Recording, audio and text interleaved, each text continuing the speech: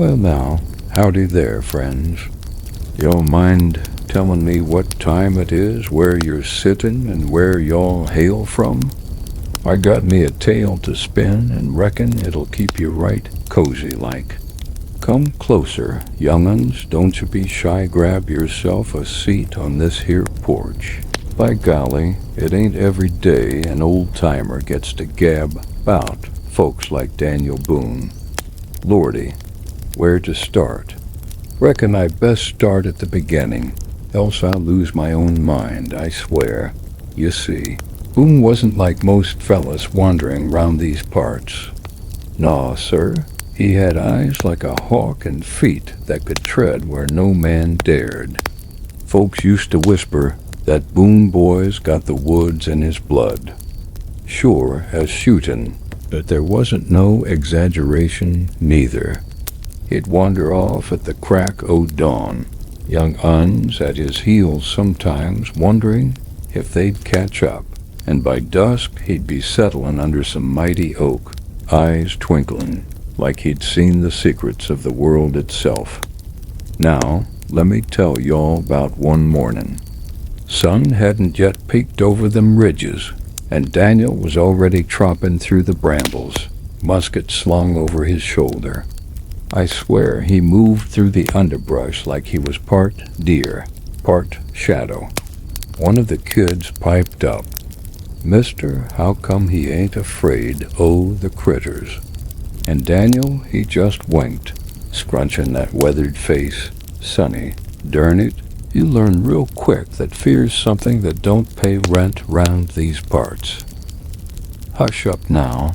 That boy, he'd go on to teach the young uns that the forest talks. If you just listen, y'all might be wondering, how did he make a livin' in them days? Well, Boone was a tracker, a trapper, a guide. He'd do a mite of everything to keep the larder full. And mercy me, did he ever love tellin' stories round the fire. I remember one evening he leaned back, hat tilted over one eye, and said, "By golly, you'll ever see the sun rise so fine it makes your heart hurt?" And the young uns would gasp, mouths hanging open like they'd never seen mornin' light before. I reckon that's the thing 'bout Boone. He didn't just live in them hills. He brought 'em to life for folks that now, don't you go thinkin' it were all calm and gentle. No, sir. There were times when the wind howled something fierce through the hollers, and Boone had to outsmart critters bigger'n any city dog, and trails that'd twist an honest man's mind into knots. One of the little uns, curious as a fox, asked, "Did he ever get lost, mister?" Daniel just chuckled, scratching his chin. "Child, if I ever got lost, the forest sure as shootin' hid it real good from me, and that's all I'm sayin' on that." Bless their hearts, the children leaned in closer, hanging on each word. I reckon that's a mite enough for now, but keep your wits about you.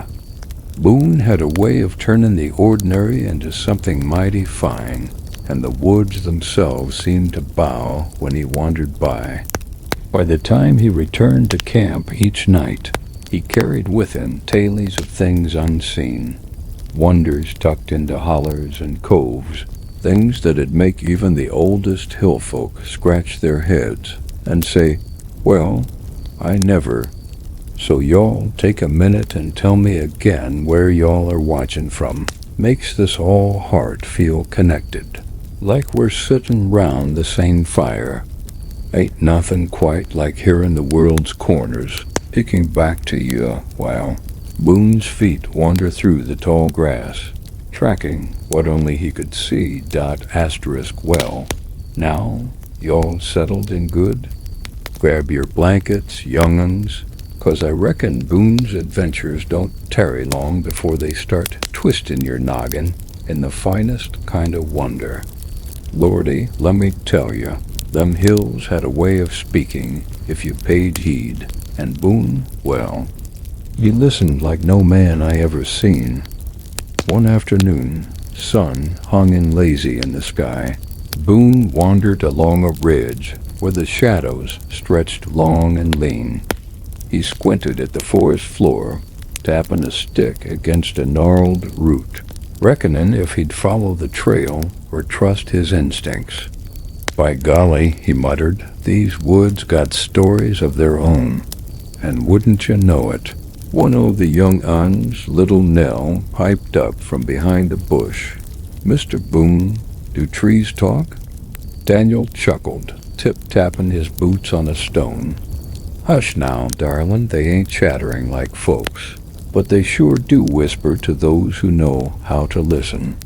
He leaned down, brushing her hair from her face. Sure as shootin', you listen long enough. You hear secrets older than your grandpappy. Now, Boone had a way of macking even the smallest thing a grand adventure. A bent-over sapling, a muddy track, or a crow's squawk could set him off pondering the tales hidden in every nook. He'd pause, fingering a knot in the tree bark, eyes distant, and say, by golly, don't you reckon this here trail was laid for a reason? One of the boys, wide-eyed, asked, for what, Mr. Boone? And Boone just grinned, slow-like. Why, for them who dare follow, sonny, for them who dare follow. The forest, you'll see, was no tame place. Boone respected it, and folks said he could charm a fox right out of its den, or track a critter as quiet as a shadow.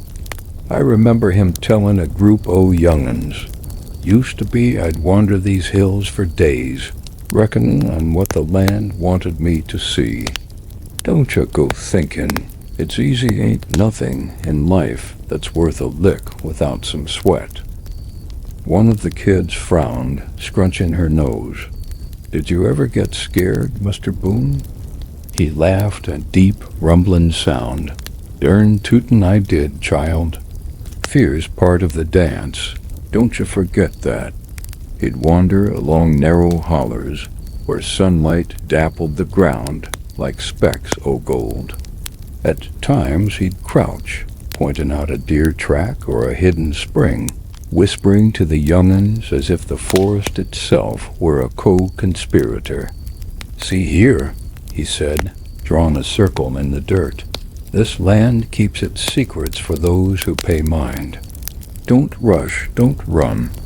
Hush up now and watch the story unfold.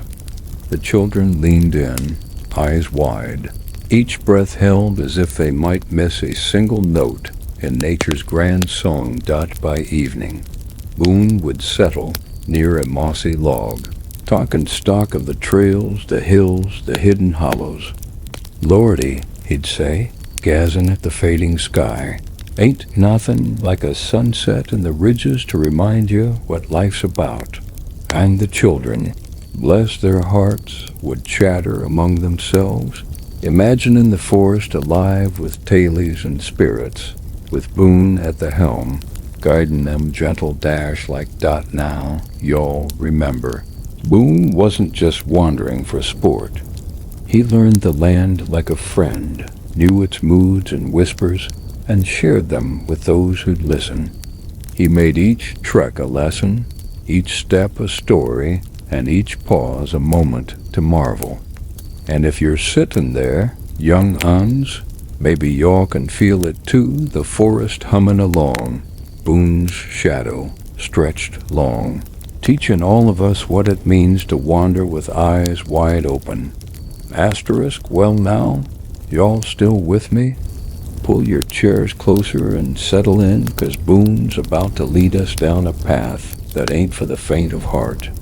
I tell you, them hills held more than just trees and critters. They held secrets, the kind of secrets that make an old-timer's hair stand on end. One fine morning, Boone stumbled upon a hollow tucked between two ridges, so deep the sun barely kissed the ground. He squatted, leaning on his trusty staff, eyes darting about like a hawk watching mice. By golly, he whispered to himself, this here hollow's got a story waiting to be told. One of the young uns, little Tom, piped up from behind a rock. "Mr. Boone, what kind of story?" Boone chuckled, patting the boy's shoulder. "Well now, sonny, some stories ain't told in words. You gotta feel them in your bones." Boone ventured deeper, and the children, bless their hearts, tried to follow as best they could. "Hold your horses," he called back with a grin. "Don't you go rushing through. The land's got eyes, and it notices them who ain't paying mind." He led them past gnarled roots and moss-covered stones, pointing out tracks of critters that had gone by, whispering the tales of the forest in ways only Boone could translate. "See this here?" he said, tracing a line in the dirt. "A raccoon passed by 'bout a moon ago. Watching, learning, surviving. Ain't that something?" The young'uns gasped, imagining the critter's journey through the hidden hollow dot now. Boone had a way of turning simple trails into grand adventures. He'd pause by a fallen log, lifting it just enough to reveal a hidden nook, and whisper, "By golly, even the smallest places got something special hiding." Little Sarah clutched her knees, eyes wide. "Mr. Boone, are there treasure maps in them hollers?" He laughed heartily, slapping his knee. "Dern tootin', darlin'. Every track, every shadow, it's a treasure if you're looking close enough." The children laughed, imagining gold and jewels buried beneath leaves and stones. Boone led them to a stream so clear you could see the stones laying at the bottom like a quilt. He knelt, splashed a hand in the cool water, and said, "Sure as shooting, nature provides if you're patient. Ain't nothin' like a quiet stream to remind you life keeps moving, slow but steady." One of the young uns whispered, "Do you think anyone else knows this hollow?"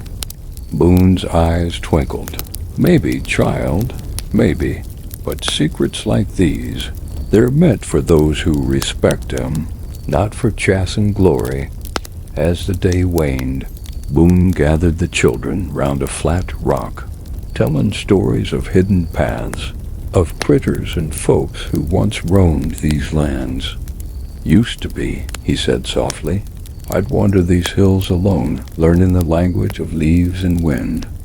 Don't you forget, the forest ain't just trees, it's alive with memories." The children leaned in, each heart beating fast with wonder and curiosity. By the time the sun dipped behind the ridges, Boone led them back toward camp, every step measured, every glance intentional. The hollow whispered behind them, its secrets safe for another day, but Boone's eyes shone with knowledge that only the forest could gift. And the children, bless them, knew they'd seen something rare, a glimpse into the soul of the land, guided by the man who walked it like a story himself. Asterisk, y'all still with me, friends? Hush now, lean in close, 'cause Boone's about to take us where the hills hold their breath, and the shadows seem to move on their own. Lordy, I swear, even the oldest oak would shiver if it knew what he saw out there. One dusky evening, Boone set off along a trail that twisted like a rattlesnake through the forest. He moved slow, eyes sharp as a hawk's, and he'd stop now and then, tilting his head, listening to the whispers only he could hear. "By golly," he muttered, "this here path ain't what it seems." One of the young uns, little Becky, piped up nervously, "Mr. Boone, is it haunted?" He chuckled softly, scratching his beard. "Lordy, child, some trails carry stories, not ghosts. But that don't mean you ain't gotta respect 'em." Boone led him past tangled roots and towering pines, pointing out signs of animals and old folk who'd walked before. "Sure as shootin'," he said. "A feller learns more from watchin' and listening than from any book." Little Jen leaned closer, whispering, "Mr. Boone, how do you know where to go?" Boone's eyes twinkled, and he tapped the side of his nose. "Dern if I ain't part trail, part instinct. Don't you reckon that's how a man survives out here?" The children giggled, imagining him part man, part spirit of the woods. Now, Boone wasn't one to shy away from mystery. He'd find a crooked tree or a boulder, tracing the lines like reading a map. "By golly," he'd say, "these woods tell tales if you're willing to listen. Don't rush. Hold your horses, let the story come to you." The children gasped as he pointed to a faint carving on a tree, worn by time. "Used to be some traveler left his mark," Boone whispered. "Sure as shootin', this is history, plain as day." As night fell, Boone led them to a ridge overlooking a valley shrouded in mist. He settled on a rock, hat tilted low, eyes catchin' the last light. "Lordy," he said softly, "ain't nothin' like a quiet valley to remind you the world's bigger than your worries." The children leaned close, each breath caught in awe. Little Nell whispered, "Do you think anyone else will ever find this trail?" Boone smiled, slow like, "Maybe, child, maybe. But some things are meant for the patient, for them who care to notice the small wonders." The forest seemed to hum around him, alive in ways words couldn't capture. Boone spoke of courage, of paying heed to the land, and of trusting your instincts, trusting your eyes, and trusting that the world has secrets worth waiting for. "Don't you forget, young uns," he said, "every path, every twist, has a lesson if you're patient enough to see it." The children nodded, some whispering to each other, sharing glances full of wonder and fright, yet feeling safe with Boone guiding the way. By the time they returned to camp, shadows stretched long across the ridges, and Boone's figure seemed to melt into the twilight. The phantom trail remained behind them, quiet and mysterious, but Boone carried its whispers in his heart, ready to share its stories with those who'd listen. And the young uns, bless their hearts, felt they'd glimpsed a world that only Boone could reveal, a world both ordinary and magical, hidden in plain sight. Asterisk. Well now, friends, y'all still holding on? Good, 'cause Boone's about to take us to a part of the forest where the night wraps round you like a thick quilt, and even the bravest young uns gotta steady their hearts. Lordy, I reckon this here tale'll make your spine tingle just right. One night, when the moon hung high like a silver lantern over the ridges, Boone set off toward a hollow that seemed to hide itself from every eye. He moved quiet as a shadow, steps measured, eyes darting through the darkness. "By golly," he whispered, "ain't nothin' like night in the hills to remind you who's really in charge." Little Becky tugged at his sleeve, voice trembling. "Mr. Boone, it's dark. Are we safe?" He chuckled, squatting down to her level. "Lordy, child, it's only dark if you're afraid. We respect it, and it'll respect us right back." Boone's eyes caught the faint glow of fireflies dancing through the hollow. "Sure as shootin'," he said softly. "Even the smallest lights got their place in this world." One of the young uns, little Tom, whispered, "Mr. Boone, do the critters ever scare you?" Boone scratched his beard, lips twitching in a grin. "Dern tootin' they do, sonny. But a man learns to listen first, react second. That's how he survives." The children watched in awe, imagining Boone talking to every shadow, and Russell as if it were a friend. He led into a bend in the hollow where the trees leaned close, branches twisting like old hands. Boone squatted, pointing to faint tracks in the soft earth. "Used to be," he said. These hollers held folks who came before us, leaving stories in the dirt. Don't you forget, every mark tells a tale. Little Nell gasped. Do you think their ghosts still roam here? Boone winked, tip-tapping a boot. Sure as shootin', darlin', but ghosts ain't always what you're thinkin'.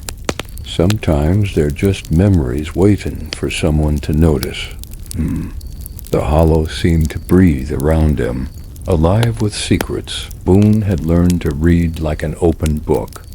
By golly, he said, patience is worth more than gold in these hills. Watch, listen, and you'll see what others miss. The young'uns leaned in, their breaths caught between fear and wonder, imagining unseen eyes watching, yet feeling safe with Boone leading the way as midnight crept toward morning.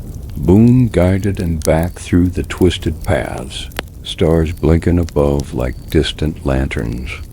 Lordy, he murmured, ain't nothing like a hollow at midnight to teach a body respect. The children shivered, some from the chill, some from amazement, but all held a newfound awe for the land and the man who walked it like he belonged to it. Boone's eyes twinkled as he watched him, knowing they'd never forget the hush and magic of the midnight hollow, nor the lessons it carried Dot by the time they returned to camp. The first light of dawn was peeking over the ridges.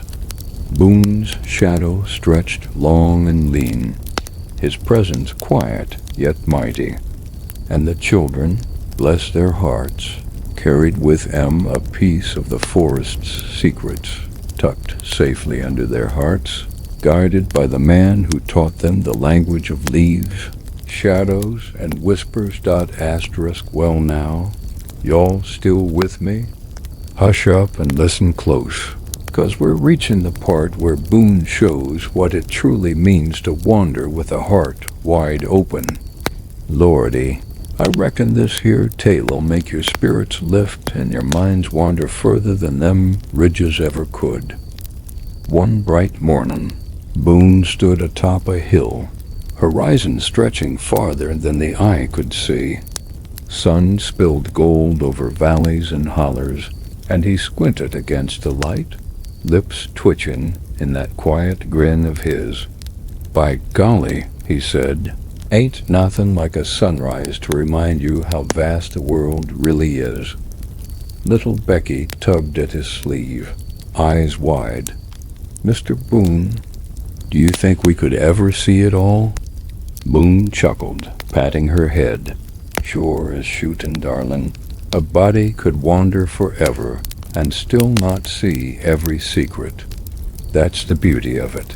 He led the young-uns down a winding trail, ridden on the edge of ridges through meadows dappled with wildflowers and grass tall enough to hide a rabbit. Used to be, he said, I'd roam these lands alone, and every hill, every hollow, had something to teach me.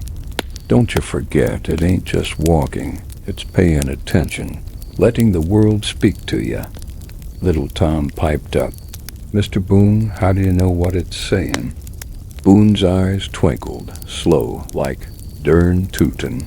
It's in the sway of a branch, the twist of a path, the smell of rain on the earth. You listen long enough, you'll hear it too. They reached a clearing where a wide river shimmered under the sunlight, twisting through the land like a silver ribbon.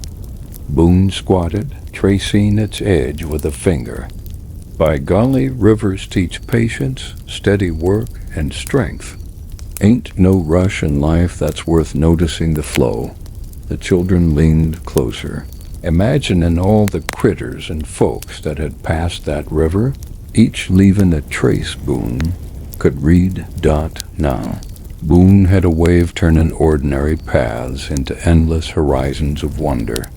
He spoke softly to the children. Sure as shootin', every journey matters, every step tells a story. Remember that when you're wandering the hills, and when you're wandering life itself. Little Nell gasped, Mr. Boone, will we ever see more than this? Boone laughed deep and warm. "Lordy, child, the world's bigger than your imagination, and it'll keep revealing itself if you let it."